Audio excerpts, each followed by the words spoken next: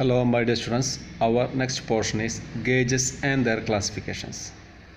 Gauges can be classified 1. Based on the standard and limit. ആ കാറ്റഗറിയിൽ A എന്ന കണ്ടീഷനിൽ വരുന്നു standard gauges, B limit gauges or go and not go gauges എന്ന് വരുന്നു. The second classification is based on the use in manufacturing and inspection. ഇതിൽ രണ്ട് type വരുന്നുണ്ട്, working gauges and inspection gauges. The third classification is depending on the elements to be checked. നമ്മൾ ഏത് പണിത്തരത്തെയാണ് check ചെയ്യുന്നത്, പരിശോധിക്കുന്നത്. ഈ കാറ്റഗറിയിൽ A gauges for checking holes, use ചെയ്യുന്ന ഗേജസ് പ്ലഗ് ഗേജസ് ആണ്. B gauges for checking shafts, ഇവിടെ നമ്മൾ യൂസ് ചെയ്യുന്നത് സ്നാപ്പ് ഗേജസ് ആണ്. C gauges for checking tapers, ഇവിടെ നമ്മൾ യൂസ് ചെയ്യുന്നത് ടാപ്പർ പ്ലഗ് ഗേജസ് ആണ്. D gauges for checking threads, ഇവിടെ നമ്മൾ യൂസ് ചെയ്യുന്നത് ത്രെഡ് റിംഗ് ഗേജസ് ആണ്. E gauges for checking forms, ഇവിടെ നമ്മൾ യൂസ് ചെയ്യുന്നത് ടെംപ്ലേറ്റ് ഗേജസ് ആണ്. ഇതെല്ലാം പിന്നീട് വിശദമായിട്ട് വരുന്നുണ്ട്. നാലാമത്തെ ക്ലാസിഫിക്കേഷനായിട്ട് വരുന്നത് according to the shape or purpose for which each is used. അതിൽ A plug gauges, B ring gauges, C snap gauges, D taper gauges, E thread gauges and F form gauges. ഇനി നമുക്ക് 2.4.2 എന്ന സെഗ്മെൻറ്റിൽ വരുന്നത് standard gauges and limit gauges എന്ന് പറഞ്ഞിട്ടാണ്. ഇപ്പോൾ നമ്മൾ കുറേ ഗേജസിൻ്റെ ക്ലാസിഫിക്കേഷൻ നേരത്തെ പഠിച്ചു. അതിലെ കുറച്ച് കാര്യങ്ങൾ നമ്മൾ വിശദമാക്കി പറയുകയാണ് ഇവിടെ ചെയ്യുന്നത്. Standard gauges have the measuring member size equal to the main permissible dimension of the work to be checked, or in other words they are made to the nominal size of the part to be checked. ഇതാണ് അതിൽ പറഞ്ഞിട്ടുള്ളത്. അപ്പോൾ standard gauge എന്ന് പറഞ്ഞു കഴിഞ്ഞാൽ അതിന് ഒരു measuring member എന്നാണ് ഇവിടെ പറഞ്ഞിരിക്കുന്നത്, പക്ഷേ ആക്ച്വലി അത് ചെക്കിംഗ് മെമ്പറാണ്. ഒറ്റ ചെക്കിംഗ് മെമ്പറെ കാണൂ. ഇത് എന്ത് ചെക്ക് ചെയ്യാൻ വേണ്ടിയിട്ടാണ്? മെയിൻ പെർമിസിബിൾ ഡയമെൻഷൻ അഥവാ nominal size of the work piece. ഇത് ചെക്ക് ചെയ്യാൻ വേണ്ടിയിട്ടാണ് ഈ സ്റ്റാൻഡേർഡ് ഗേജ് ഉപയോഗിക്കുന്നത്. ഈ നോമിനൽ സൈസ് എന്താണെന്നും മെയിൻ പെർമിസിബിൾ ഡയമെൻഷൻ എന്താണെന്നും പിന്നീട് നമ്മൾ പറയുന്നുണ്ട്.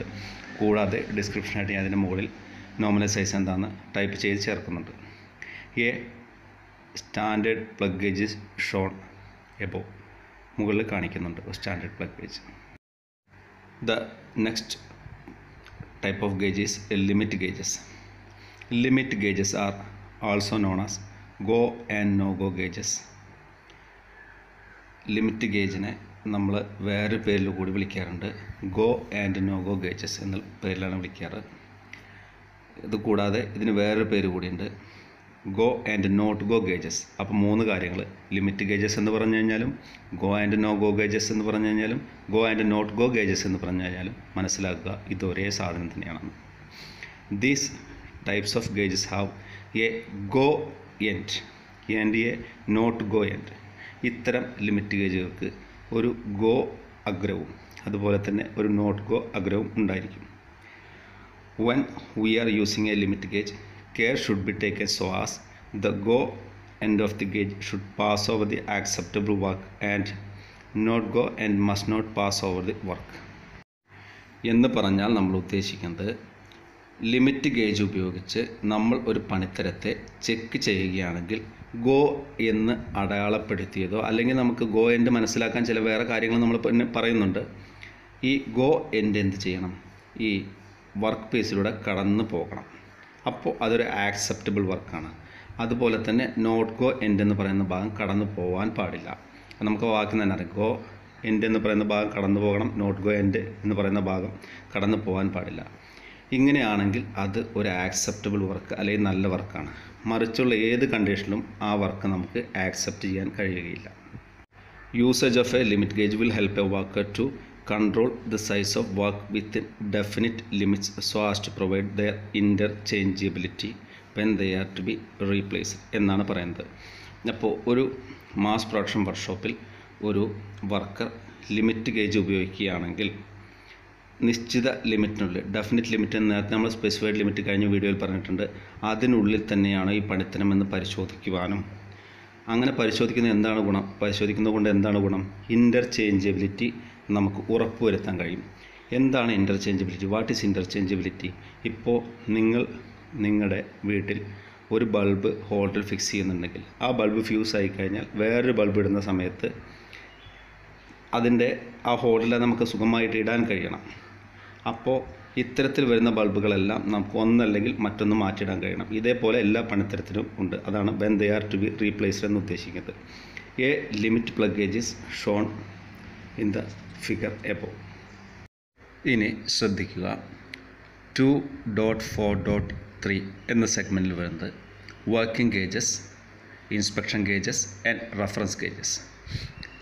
To promote consistency in manufacturing and inspection, gauges may be classified as working, inspection and reference or master gauges എന്ന് പറയുന്നുണ്ട്.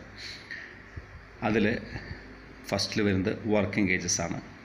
Working gauges are those used at the bench or machine in gauging the work as it being made. നിർമ്മാണ വേളയിൽ മെഷീനോ അല്ലെങ്കിൽ work ബെഞ്ചിലോ പണിത്തരങ്ങളെ പരിശോധിക്കാനായിട്ട് ഒരു worker use ചെയ്യുന്ന, അല്ലെങ്കിൽ gauging നടത്താനായിട്ട് ഒരു വർക്കർ യൂസ് ചെയ്യുന്ന ഗേജസിനെയാണ് വർക്കിംഗ് ഗേജസ് എന്ന് പറയുന്നത്. The second type is inspection gauges. These gauges are used by the inspection personnel to inspect manufactured parts when finished. ഒരു മാസ് പ്രൊഡക്ഷൻ വർക്ക്ഷോപ്പിൽ പണിത്തരങ്ങൾ പൂർത്തിയായി കഴിഞ്ഞാൽ അതിനെ പരിശോധിക്കുവാൻ വേണ്ടി ഒരു ഇൻസ്പെക്ഷൻ പേഴ്സൺ, അതായത് പരിശോധിക്കുന്നൊരു വ്യക്തി ഉപയോഗിക്കുന്ന ഗേജുകളെയാണ് ഇൻസ്പെക്ഷൻ ഗേജസ് എന്ന് പറയുന്നത്. The third type is reference gauges. These are also called master gauges. ഇതിൻ്റെ വേറൊരു പേര് മാസ്റ്റർ ഗേജസ് എന്നാണ്. And are used only for checking the size or condition of other gauges and represent as exactly as possible the physical dimensions of the product. ഈ reference gauges അല്ലെങ്കിൽ master gauges ഉപയോഗിക്കുന്നതിന് വേണ്ടിയിട്ടാണ്. For checking the size and condition of other gauges. നമ്മൾ ഉപയോഗിക്കുന്ന മറ്റുള്ള ഗേജുകളെ ഇടയ്ക്ക് പരിശോധിച്ച് അതിൻ്റെ ഡയമെൻഷൻ ഉറപ്പുവരുത്താൻ വേണ്ടിയിട്ടാണ്. ഇത് എന്താണ്? ഒരു പ്രൊഡക്റ്റിൻ്റെ ഫിസിക്കൽ ഡയമെൻഷനെ എക്സാക്റ്റ്, അതായത് കൃത്യമായിട്ട് പ്രതിനിധാനം ചെയ്യുന്നു.